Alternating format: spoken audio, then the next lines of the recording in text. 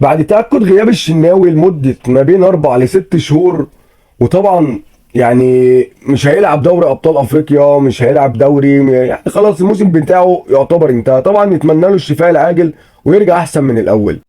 بصوا احنا هنتكلم بالعقل والمنطق. يعني كلنا عارفين ان مصطفى شوبير حارس كبير وكل حاجة، وكان بديل كفء لمحمد الشناوي في بعض الأوقات، وليه كل الدعم مننا. بس السؤال هنا يعني ان مصطفى شوبير ما عندوش الخبره الكفايه ان هو يكمل يبقى حارس مرمى النادي الاهلي الاساسي.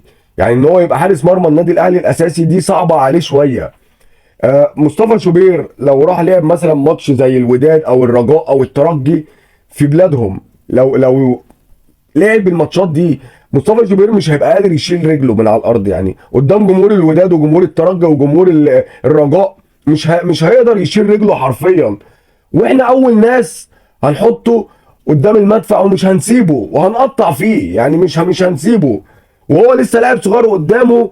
يعني سنين كتير قوي لحد ما يبقى حارس مرمى النادي الاهلي. محمد الشناوي عشان يبقى حارس مرمى النادي الاهلي مشي سنه واثنين وثلاثه، وراح بتروجيت، وراح حرس الحدود، ولعب في كذا، وفي طلائع الجيش، لعب في كذا نادي لحد ما بقى حارس مرمى النادي الاهلي وحارس مصر الاول.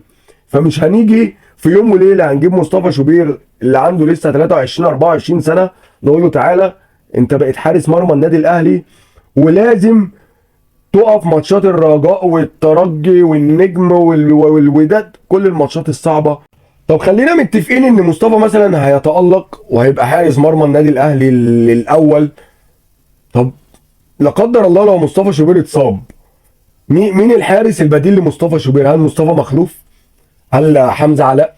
يعني مش ممكن. يعني مش ممكن اداره النادي الاهلي مشت علي لطفي وما فكرتش في اللي احنا فيه دلوقتي. طب فكروا بقى ان احنا في يناير، احنا في يناير اهوت، ولازم نتعاقد مع حارس مرمى. لازم نجيب حارس مرمى ان شاء الله يكون بديل للشناوي. ومصطفى شوبير مش لازم يبقى حارس تاني، لا ممكن يبقى حارس تالت وياخد خبراته ويبقى حارس رقم واحد زي ما ابوه عمل. يعني احمد شوبير لما طلع كان كابتن ثابت البطل، الكابتن اكرامي، هم حارس مرمى النادي الاهلي رقم واحد ورقم اتنين، ثابت البطل واكرامي. احمد شوبير فضل احتياطي ليهم اكتر من 10 سنين لحد ما بقى حارس النادي الاهلي الاول وحارس مصر الاول. يعني احنا في يناير لازم صفقة حارس مرمى، ويا ريت نلحق لان خلاص فاضل ايام. والنادي الاهلي اتكلم مع حارس مرمى واتكلم مع نادي علشان يجيب محمد بسام. محمد بسام عايز يجيبه اعاره 6 شهور بنية البيع.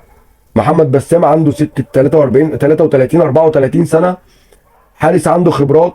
بس برضه محمد بسام ما لعبش افريقيا، ما لعبش في ادغال افريقيا، ما لعبش في الكاميرون، ما لعبش في السنغال، ما لعبش في جنوب افريقيا. محمد بسام انا مش شايف عنده الخبره الكافيه. يعني عندنا واحد زي محمد ابو جبل ده لو بتفكروا لازم محمد ابو جبل يبقى بديل الشناوي في النادي الاهلي. طولت عليك.